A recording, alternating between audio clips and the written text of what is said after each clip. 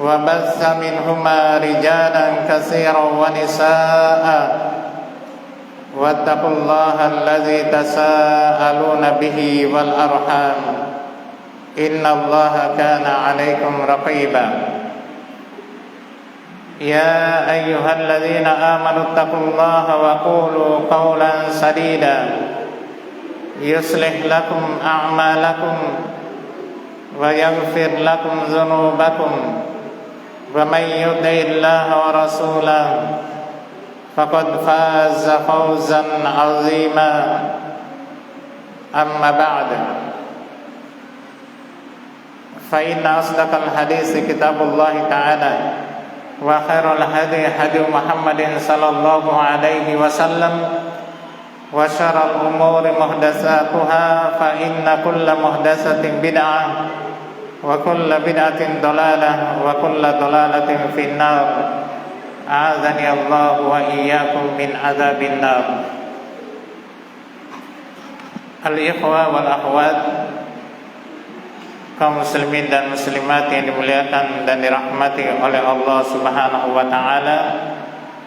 Alhamdulillah, kita bersyukur kepada Allah Subhanahu wa taala pada kesempatan malam hari ini kita bisa berkumpul kembali di majelis ilmu ini dalam rangka untuk melanjutkan kajian kita di dalam kitab Asyrul Qawaid fi Tazkiyatin Nafs, 10 kaidah di dalam pensucian jiwa. Dan kita telah memasuki kaidah yang pertama di dalam kitab ini, bahwasanya tauhid adalah dasar pokok untuk tersucinya jiwa, tertazkiyatinya jiwa. Dan pada pertemuan sebelumnya kita telah menjelaskan bahwasanya tauhid itu adalah puncak maksud dari tujuan keberadaan kita di muka bumi ini. Tauhid adalah merupakan dakwah para nabi dan para rasul. Tauhid adalah awal perkara yang wajib bagi seorang untuk masuk ke dalam Islam. Tauhid adalah awal perkara yang wajib untuk didakwakan kepada manusia. Kemudian Allah Subhanahu wa taala mengancam orang-orang yang tidak mensucikan jiwanya dengan tauhid dan keimanan, diancam dengan azab yang sangat pedih. Kemudian juga beliau membawakan akan firman Allah Subhanahu wa taala di surah Fussilat ayat yang ke-6 dan ke-7 terkait akan ancaman Allah kepada orang-orang yang tidak mensucikan jiwanya dengan tauhid dan keimanan. Kemudian terakhir pada pertemuan yang lalu kita menjelaskan bahwasanya tauhid itu adalah dasar utama untuk tertazkiyahnya jiwa dan untuk bersihnya jiwa, sebagaimana kesyirikan adalah merupakan perkara yang paling mengotori jiwa dan juga merusak jiwa. Selanjutnya beliau menjelaskan akan bahaya dari kesyirikan. Bahaya dari kesyirikan yang pertama yaitu dia membatalkan seluruh amalan jika itu syirik besar. Adapun kalau syirik kecil itu membatalkan amalan yang padanya disertai oleh syirik kecil. Kemudian bahaya yang kedua, bahwasanya kesyirikan adalah dosa yang tidak diampuni oleh Allah Subhanahu wa taala selama-lamanya apabila seseorang itu meninggal dengan membawa dosa kesyirikan tersebut. Sebagaimana firman Allah Subhanahu wa taala di dalam surah An-Nisa di ayat yang ke-48 dan juga datang di ayat yang ke-116. Allah berfirman, "Innallaha la yaghfiru an yushraka bihi wa yaghfiru ma duna dzalika liman yasha." Sesungguhnya Allah Subhanahu wa taala tidak mengampuni dosa kesyirikan, dan Allah Subhanahu wa taala mengampuni dosa selain syirik bagi siapa yang Allah kehendaki. Ayat ini terkait dengan orang yang meninggal dengan membawa dosa syirik atau membawa dosa selain kesyirikan. Kalau dosa syirik, maka tidak akan diampuni oleh Allah Subhanahu wa taala. Adapun dosa selain syirik, maka Allah Subhanahu wa taala bisa jadi mengampuninya, dan juga boleh jadi Allah tidak ampuni. Allah mengampuninya, atau Allah menyiksanya terlebih dahulu, kemudian dikeluarkan dari neraka. Kemudian bahaya yang ketiga dari kesyirikan adalah Allah Subhanahu wa taala mengharamkan surga atas pelaku syirik. Allah mengharamkan surga atas pelaku kesyirikan. Kata Syekh Profesor Dr. Abdul Razak bin Abdul Muhsin Al-Abbad hafizahumullah taala, wa harramallahu azza wa jalla al-jannata ala kulli man asyraka ma'ahu ghairahu, kama qala ta'ala, innahu may yusyrik billahi faqad harramallahu alaihi al-jannah wa ma'wahu an-nar wa ma lidh-dhalimin min ansar.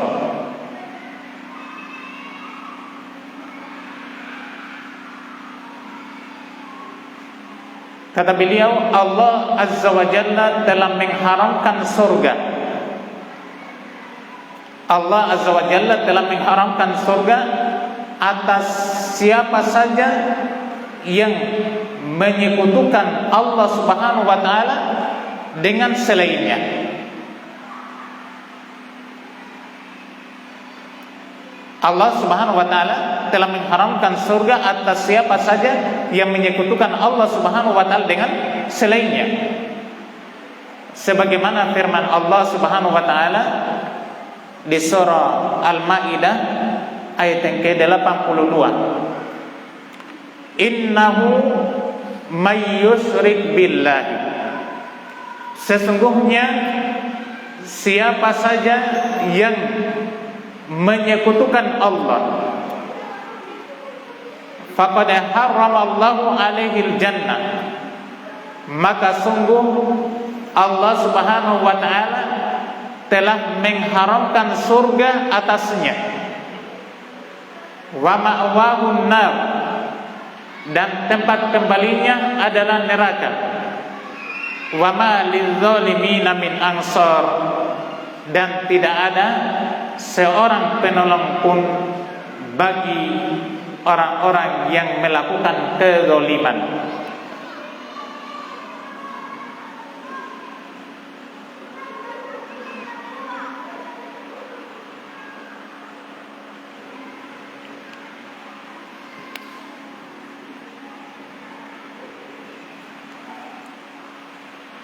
Di dalam ayat ini,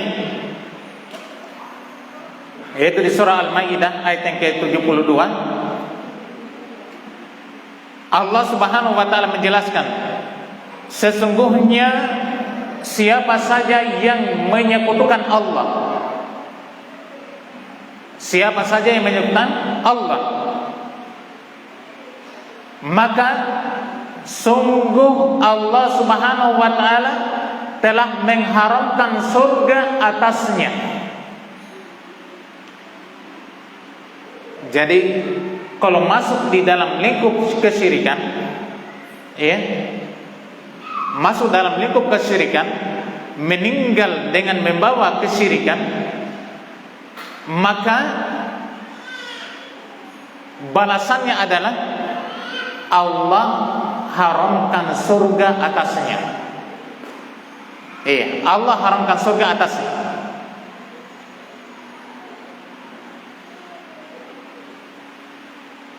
Kalau dia membawa dosa syirik besar, maka keharaman dia untuk masuk ke dalam surga haram selama-lamanya.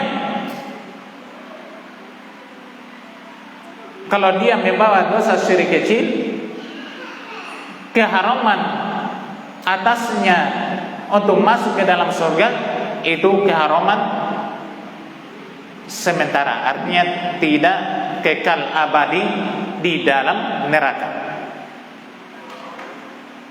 Jadi ini keterangan tegas langsung dari Allah Subhanahu wa taala yang Maha mencipta makhluk dan yang memerintahkan makhluk untuk beribadah kepadanya, yang melarang dari perbuatan kesyirikan, dan yang akan membalas makhluk itu dari apa yang dia lakukan, dari apa yang dilakukan oleh makhluk itu. Kalau dia melakukan kesyirikan, maka pencipta makhluk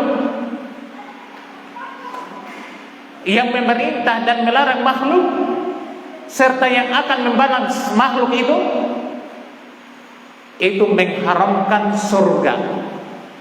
Allah haramkan surga atas pelaku syirik. Sekarang kembalinya kemana? Wa ma'wahun nar, dan tempat tinggalnya, tempat kembalinya adalah neraka. Iya, karena di negeri akhirat itu cuma 2 tempat. Iya, cuma 2 tempat, surga ataupun neraka.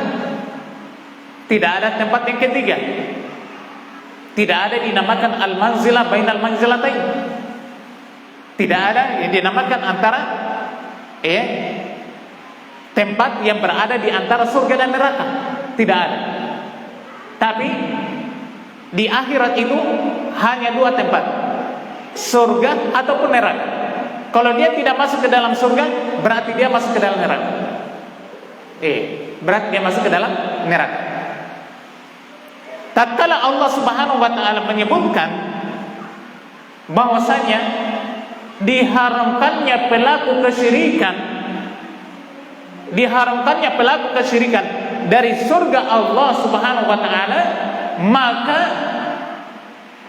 keharusannya dia akan ditempatkan pada tempat yang kedua, yaitu selain surga, neraka. Nauzubillahi min azabillah. Tempat kembalinya adalah neraka. Apakah itu neraka ini kekal abadi baginya ataukah tidak kekal? Yang jelasnya awal perkara yang harus dia tinggali adalah neraka. Kenapa? Karena kesyirikannya itu tadi. Kemudian selanjutnya Allah berfirman, "Wa ma lidzalimina min ansar." Dan tidak ada seorang penolong pun bagi yang melakukan kezaliman. Kezaliman di sini adalah kesyirikan. Oleh karena itu Allah Subhanahu wa taala berfirman di dalam surah Luqman, "Inna syirka la zulmun azim. Ya bunayya la tusyrik billahi inna syirka la zulmun azim." Ini berkenaan dengan nasihatnya Luqmanul Hakim kepada putranya. "Wahai putraku, wahai anakku, la tusyrik billahi, jangan sekali-kali engkau melakukan kesyirikan kepada Allah." Kemudian Luqmanul Hakim menjelaskan kenapa? Inna syirka la zulmun azim. Sesungguhnya kesyirikan itu adalah kezaliman yang teramat besar. Kezaliman yang teramat besar. Kezaliman itu maknanya adalah wad'u syai'i ila ghairi mawdi'ihi, Itu makna zalim. Kezaliman itu adalah meletakkan sesuatu bukan pada tempatnya. Lawan dari zalim adalah keadilan. Al-adl wad'u syai' fi mawdi'ihi. Itu keadilan. Meletakkan sesuatu sesuai pada tempatnya. Itu adil. Lawannya kezaliman. Meletakkan sesuatu bukan pada tempatnya. Sekarang kenapa kesyirikan dikatakan sebagai kezaliman, yaitu meletakkan sesuatu bukan pada tempatnya?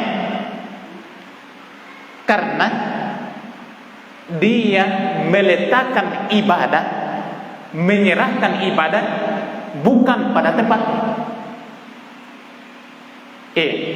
bukan pada posisi. Ibadah itu harusnya semata-mata untuk Allah Subhanahu wa ta'ala, hak Allah atas makhluknya yang tidak boleh diserahkan kepada selain Allah. Sehingga tatkala dia letakkan, dia posisikan ibadah itu kepada selain Allah, maka inilah namanya kezaliman. Karena dia letakkan ibadah bukan sesuai dengan tempatnya. Bisa dipahami? Bisa? Iya. Jadi kesyirikan itu adalah kezaliman yang sangat besar. Kenapa? Karena dia zalim kepada Allah Subhanahu wa ta'ala. Dia zalim kepada Allah Ar-Rahman Al-Ilahul Haq. Dia zalim kepada Allah yang berhak untuk diibadahi. Dan tidak ada kezaliman di atas kezaliman kepada Allah. Kezaliman itu ada tiga. Kezaliman itu ada tiga. Yang pertama, zalim kepada Allah. Yang kedua, zalim kepada sama makhluk. Yang ketiga, zalim kepada diri sendiri. Zalim kepada diri sendiri. Ini tiga jenis kezaliman. Dia zalim kepada Allah, dia zalim kepada sama makhluknya, dia zalim kepada dirinya sendiri. Dia meletakkan sesuatu bukan pada tempatnya. Dia zalim kepada makhluknya. Dia ambil harta saudaranya, dia pukul saudaranya dengan tanpa alasan yang hak. Ini dia letakkan sesuatu bukan pada tempatnya. Dia zalim kepada saudaranya, zalim kepada dirinya, yaitu dia binasakan dirinya dengan melakukan perbuatan-perbuatan dosa. Seharusnya dia selamatkan dirinya dari azab Allah, dari siksa Allah, tapi justru dia jerumuskan dirinya ke dalam siksaan Allah Subhanahu wa ta'ala. Dia melakukan perbuatan dosa, hal-hal yang diharamkan oleh Allah Subhanahu wa ta'ala. Dia tinggalkan kewajiban-kewajibannya. Dia melakukan apa yang dilarang oleh Allah Azza wa Jalla. Itu zalim kepada diri sendiri. Di dalam ayat ini pembahasan kita terkait dengan kezaliman kepada Allah Azza wa Jalla, yaitu meletakkan ibadah bukan pada tempatnya. Dan perhatikan konteks ayat. Setelah kita memahami bahwasanya kezaliman di dalam ayat ini adalah kesyirikan, maka perhatikan, wa ma lil-zalimina min ansar. Dan tidak ada seorang penolong pun bagi orang-orang yang melakukan kezaliman. Di sini ditiadakan secara mutlak. Ditiadakan secara mutlak penolong bagi orang yang melakukan kesyirikan. Allah tinggalkan pelaku kesyirikan. Perhatikan kalimatnya. Ma itu ma nafi, peniadaan.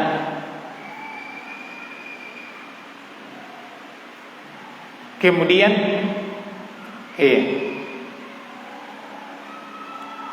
ansar itu nakirah. Sebelum ansar ada min. Min ini min penegasan, tangsis, nas, tegas. Jadi maknanya tidak ada sama sekali seorang penolong pun bagi orang-orang yang melakukan kezaliman. Allah tidak tolong dia, Allah tidak tolong dia, dan Allah tidak memberi izin untuk memberi pertolongan kepada siapapun juga yang melakukan kesyirikan. Oleh karena itu syafaat, syafaat ini adalah merupakan bentuk pertolongan, bentuk pertolongan kepada seorang, itu ditiadakan bagi pelaku kesyirikan. Syafaat itu adalah hanya untuk orang-orang ahlu kabair min ahli tauhid, pelaku dosa besar dari ahli tauhid. Adapun ahlu syirik tidak, tidak diberikan.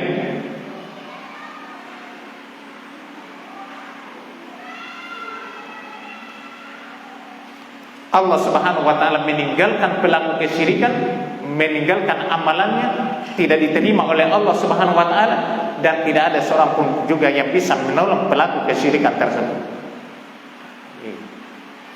Nasallallahu as-salamata wal afiyah, dan semoga Allah menjauhkan kita dari perbuatan syirik, syirik besar maupun syirik kecil, syirik yang nampak maupun yang sembunyi, ucapan ataupun keyakinan dan lain sebagainya. Kita berlindung kepada Allah dari seluruh jenis-jenis kesyirikan tersebut. Oleh karena itu Allah Subhanahu wa taala berfirman di dalam hadis qudsi, sebagaimana dalam hadis riwayat Imam Muslim dari sahabat Abu Hurairah radhiyallahu taala anhu, Rasulullah SAW bersabda, Allah Subhanahu wa taala berfirman, ana aghna syuraka anisir man amila amalan asyraka ma'i fihi ghairi taraktuhu wa syirkahu. Allah berfirman dalam hadis qudsi ini, ana aghna syuraka anisyirki, saya tidaklah butuh terhadap sekutu-sekutu dari kesyirikan. Ini Allah yang umumkan. Saya tidak butuh sekutu-sekutu dari kesyirikan. Man amila amalan, siapa saja yang melakukan suatu amalan, asyraka ma'i fihi ghairi, dia menyekutukan saya di dalam amalan tersebut dengan selain saya, taraktu, saya tinggalkan dia.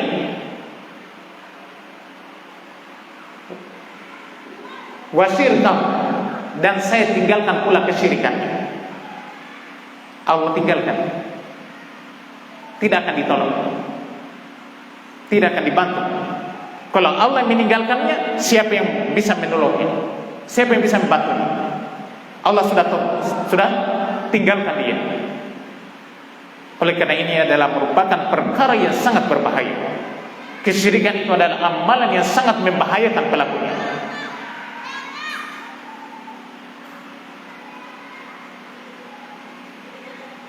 Jadi Allah Subhanahu wa taala berfirman dalam surah Al-Maidah ayat yang ke-72 ini, sesungguhnya siapa saja yang menyekutukan Allah Subhanahu wa taala, maka sungguh qad itu harfu taukid, maka sungguh Allah Subhanahu wa taala telah mengharamkan surga atasnya. Jadi bentuknya fi'il madhi, Allah telah mengharamkan, bukan Allah akan haramkan. tapi Allah telah mengharamkan. Sudah Allah haramkan. Atasnya surga, tempat kembalinya neraka. Kemudian tidak ada seorang penolong pun juga untuknya. Ini luar biasa, Allah menekankan ini akan bahayanya kesyirikan dalam ayat ini. Diharamkan surga, tempat kembalinya neraka, tidak ditolong. Tidak ditolong. Demikian pula di dalam hadis yang diriwayatkan oleh Imam Muslim dari sahabat Jabir bin Abdullah radhiyallahu taala anhu, Rasulullah sallallahu alaihi wasallam bersabda, "Man laqiyallaha yusyriku bihi syai'an dakhalan nar." Makna hadis ini sama dengan makna ayat. Man laqiyallaha, siapa saja yang berjumpa dengan Allah, yusyriku bihi syai'an, dia menyekutukan Allah Subhanahu wa taala dengan sesuatu pun. Dia menyekutukan Allah Subhanahu wa taala dengan sesuatu. Dakhalan nar, maka dia masuk ke dalam neraka. Maka dia masuk ke dalam neraka.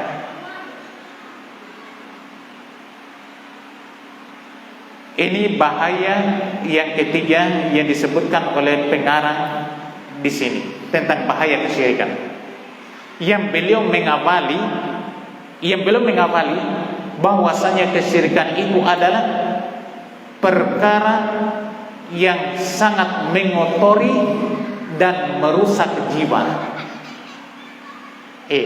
Perkara yang sangat mengotori dan merusak jiwa. Bahkan yang pertama, dia membatalkan seluruh amalan. Yang kedua, dosanya tidak diampuni oleh Allah Subhanahu wa taala. Yang ketiga, diharamkan surga atasnya.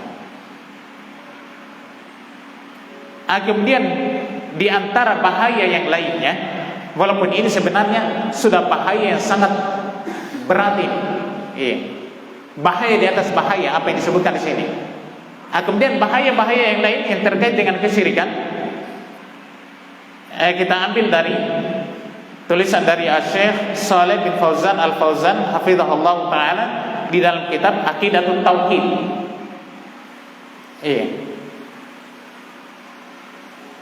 Bahasanya kesyirikan itu adalah sebesar-besar dosa.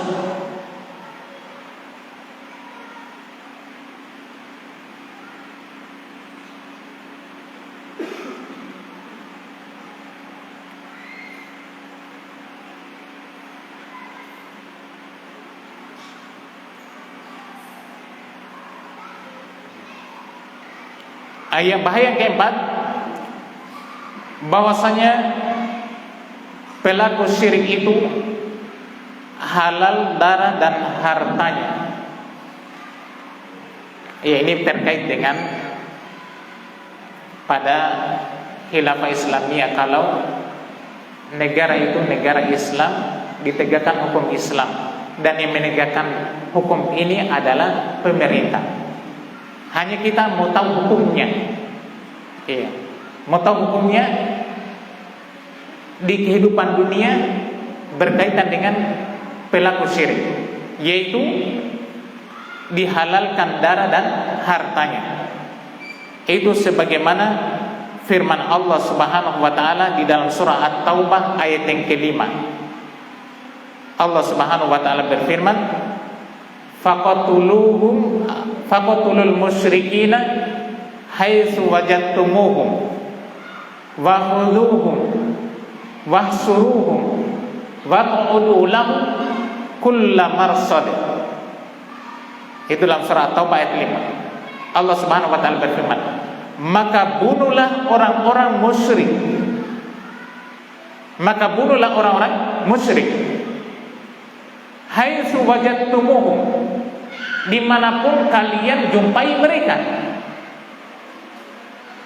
Wa khudhuhum, siksalah mereka. Wahsuruhum, kepulah mereka. Waq'udu lahum, kulla marsad, dan intailah mereka di tempat-tempat pengintaian. Ini terkait dengan pelaku kesyirikan. Allah Subhanahu wa taala perintahkan faqtulul musyrikina haitsu wajadtumuhum, maka bunuhlah orang-orang musyrik itu dimanapun kalian jumpai, menunjukkan halal darahnya. Halal darah bagi pelaku kesyirikan.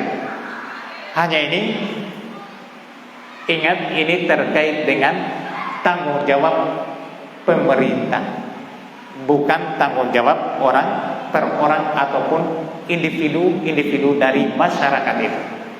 Dia tanggung jawab pemerintah. Tidak boleh individu masyarakat mau menegakkan hukum ini. Mau menegakkan hukum ini. Demikian pula di dalam hadis yang diriwayatkan oleh Al-Imam Al-Bukhari dan Imam Muslim dari sahabat Abdullah bin Umar radhiyallahu taala anhuma, Rasulullah SAW bersabda, umirtu an uqatilan nasa hatta yaqulu la ilaha illallah fa idza qaluha asamu minni dima'ahum wa amwalahum illa bihaqqiha. Kata Nabi SAW, saya diperintah untuk memerangi manusia. Saya diperintah untuk memerangi manusia sampai mereka mengucapkan kalimat la ilaha illallah. Artinya apa? Bertauhid. Tauhid. Jadi memerangi manusia di sini memerangi orang-orang musyrikin. Sampai mereka berla ilaha illallah, sampai bertauhid. Fa idza fa'alu dzalika, apabila melakukan hal itu, apabila mereka mengucapkan hal itu, mengucapkan kalimat la ilaha illallah, melakukan konsekuensinya asamu minni dima'ahum, maka terjagalah dariku harta-harta mereka, darah-darah mereka, illa bihaqqiha, kecuali dengan cara yang hak. Jadi asalnya dihalalkan darah dan harta sampai berla ilaha illallah, sampai bertauhid. Kalau sudah bertauhid, maka harta dan darahnya haram.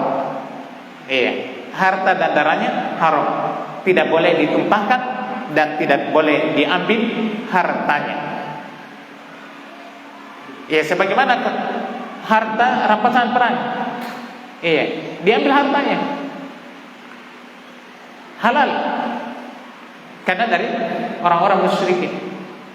Tapi sekali lagi, ini pun yang menegakkannya adalah pemerintah, pemerintah Muslim, bukan orang per orang ataupun individu per individu. Kemudian bahaya yang lain dari bahaya kesyirikan, dia masuk dalam akbarul kabair, masuk dalam dosa dari dosa-dosa besar. Itu amalan kesyirikan. Dia merupakan dosa dari dosa-dosa besar. Jadi dosa besar yang terbesar, dosa besar yang terbesar itu kesyirikan. Walaupun dia syirik kecil, dia tetap dosa besar dari dosa-dosa besar, melebihi daripada dosa besar yang lainnya. Walaupun itu syirik kecil, jadi dia lebih berat daripada dosa membunuh. Lebih berat dia daripada dosa membunuh. Itu bahayanya dosa syirik. Itu sebagaimana dijelaskan di dalam hadis yang diriwayatkan oleh Al-Imam Muslim atau Imam Bukhari dan Imam Muslim. Rasulullah sallallahu alaihi wasallam bersabda, "Ala unabbiukum bi akbaril kaba'ir." Jadi Rasulullah SAW bersabda, "Ala unabbiukum bi akbaril kaba'ir." Maukah kalian saya beritakan tentang dosa besar dari dosa-dosa besar. Dosa yang paling besar dari dosa-dosa besar. Iya, akbar yaitu dosa yang paling besar. Al-kabair dari dosa-dosa besar. Jadi deretan dari dosa-dosa besar itu. Kemudian dia dosa yang paling terbesar dari dosa besar itu. Selanjutnya para sahabat mengatakan, qalu bala ya Rasulullah. Mereka mengatakan, iya, kami ingin untuk diberitakan, dijelaskan tentang dosa besar dan dosa-dosa besar itu. Kata Nabi, al-isra'u billah. Yang pertama dia, al-isra'u billah, melakukan kesyirikan kepada Allah. Wa uququl walidain. Yang kedua, durhaka terhadap kedua orang tua. Yang ketiga, wasihir, perbuatan sihir.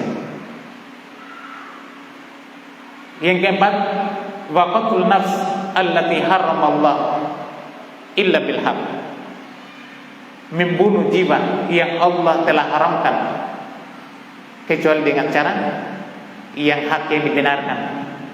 Karena membunuh jiwa itu ada dibenarkan. Kapan? Ketika dia orang yang sudah menikah kemudian dia berzina, hukumnya dia rajam. Nah, itu kan membunuh satu jiwa, tapi dengan cara hak yang dibenarkan dalam Islam. Atau dengan cara kisos, dia membunuh orang, maka balasannya dibunuh juga, kisos. Atau dia murtad, keluar dari agama, ya musyrik, sudah lewat tadi, keluar dari agama. Namun ini sekali lagi yang melakukannya, memutuskannya adalah pemerintah.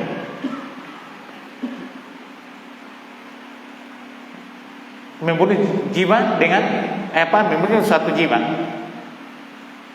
Waqatul nafs allati haramallahu illa bil haq. Ini dosa besar.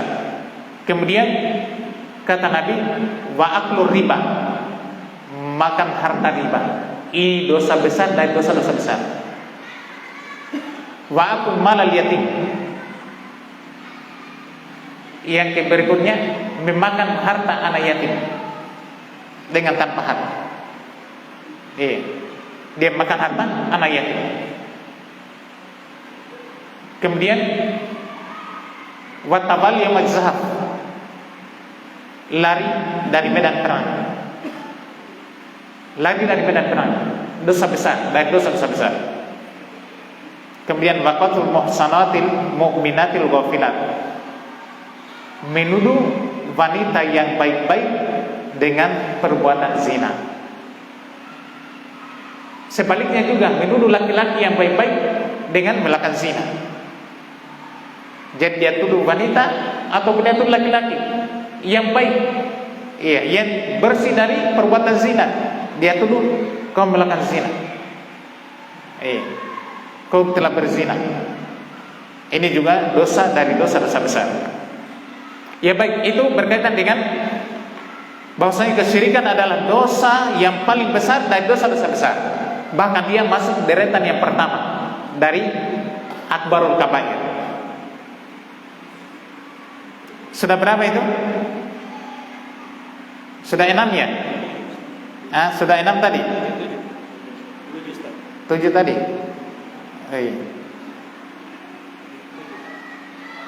Ya saya kira itu saja dulu berkaitan dengan dosa kesyirikan, bahaya kesyirikan itu. Kemudian selanjutnya kata Syekh Hafizahullah, fa idza haqqaqal abdu tauhida hasalat lahu zakatul kamilatu wa hasalat lahul hidayatu wal amnu tamani fid dunya wal akhirah Pembahasan kita berkaitan dengan apa ini? Dengan tauhid. Tadi kan itu sebagai apa? Mengingatkan akan apa? Pembatal tauhid, kesyirikan. Itu hanya sekedar apa? Memberikan apa? Kelengkapan berkaitan dengan tauhid itu. Belum membahas tauhid sebenarnya di sini. Karena asal dasar pokok untuk tersucikannya jiwa adalah tauhid. Maka beliau kembali setelah menjelaskan tentang bahaya kesyirikan yang merupakan lawan dari tauhid, beliau kembali lagi menjelaskan tentang tauhid. Kata beliau, apabila seorang hamba telah mewujudkan tauhid, apabila seorang hamba telah mewujudkan tauhid, maka kata beliau, hasolat lahu zakatul kamilah, maka terwujudlah baginya pensucian secara sempurna. Kalau dia wujudkan tauhid, maka terwujud pula, terhasilkan pula pensucian jiwa sempurna. Kalau dia adalah orang yang bertauhid, tauhid yang murni, ya, bersih dari kesyirikan,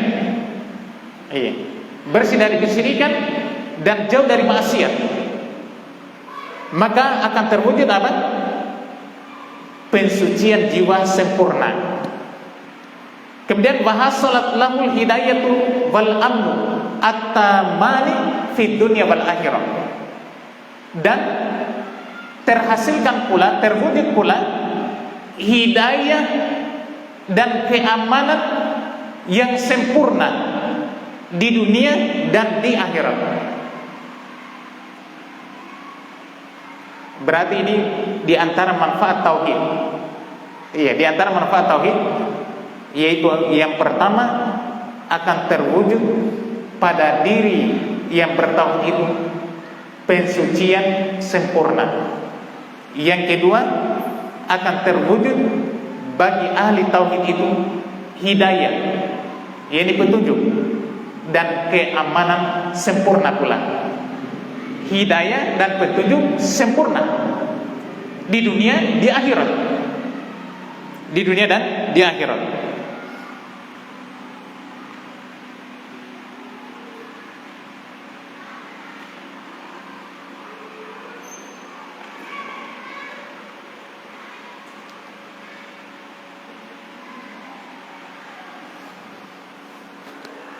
Sebagaimana firman Allah Subhanahu wa taala, alladzina amanu wa lam yalbisu imanahum bidzulmin ulaika lahumul amnu wa hum muhtadun.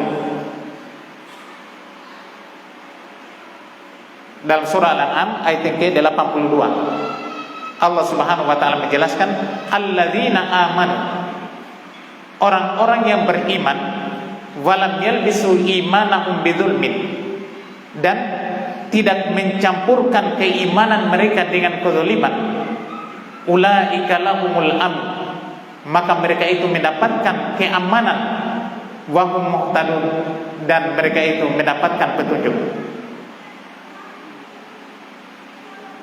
Jadi di dalam ayat ini Allah Subhanahu wa taala jelaskan tentang orang-orang yang beriman dan tidak mencampurkan keimanannya dengan kezaliman. Kezaliman di sini maksudnya apa? Kesyirikan. Iya. Tidak mencampurkan keimanannya dengan kezaliman, yakni kesyirikan. Karena tidak ada seorang pun juga yang lepas dari kezaliman. Iya. Zalim pada dirinya ataupun zalim kepada makhluk yang lain. Kenapa tidak ada seorang pun juga yang lepas dari kezaliman? Karena tidak ada seorang pun juga yang lepas dari dosa. Adakah yang lepas dari dosa? Tidak ada. Dosa itu kezaliman pada dirinya. Dia zalimi dirinya. Oleh karena itu, ketika turun ayat ini, para sahabat bersedih hati. Kenapa? Para sahabat mengatakan kepada Nabi SAW, "Ya Rasulullah, siapa di antara kami yang tidak melakukan kezaliman? Tidak ada seorang pun juga yang luput dari kezaliman." Tapi kata Nabi, "Iya. Tidakkah kalian membaca firman Allah Subhanahu wa taala, ya bunayya la tusyrik billah inna syirka la dzulmun adzim." Wahai anakku, janganlah engkau melakukan kesyirikan kepada Allah Subhanahu wa taala, karena kesyirikan itu adalah merupakan kedzaliman yang sangat besar. Maksudnya ayat ini, kedzaliman di sini adalah kesyirikan, bukan yang lainnya. Bukan yang lainnya. Jadi orang-orang yang beriman dan tidak mencampurkan keimanannya dengan kesyirikan, maka mereka itu mendapatkan keamanan dan mereka mendapatkan petunjuk. Jadi dua hal disebutkan oleh beliau, keamanan dan petunjuk. Sebagaimana disebutkan oleh saya di sini, keamanan dan petunjuk. Dalam ayat mereka mendapatkan keamanan dan juga mendapatkan petunjuk. Sama seperti ya. Ayat ini masih butuh untuk kita jelaskan penafsirannya. Insya Allah mungkin pada pertemuan yang akan datang. Penafsiran dari ayat ini. Semoga Allah Subhanahu wa taala senantiasa memudahkan kita untuk menuntut ilmu dan menjalani ibadah kepada Allah Subhanahu wa taala dengan penuh keikhlasan dan jauh dari berbagai macam riya, sum'ah, apalagi kesyirikan-kesyirikan dari syirik akbar. Semoga Allah Subhanahu wa taala menjadikan kita orang-orang yang bertauhid. Wassallallahu ala Muhammadin wa ala alihi wa ashabihi wa sallama tasliman katsiran. Subhanakallahumma bihamdik asyhadu an la ilaha illa anta astaghfiruka wa atubu ilaik. Wa akhiru da'wana alhamdulillahi rabbil alamin. Assalamualaikum warahmatullahi wabarakatuh.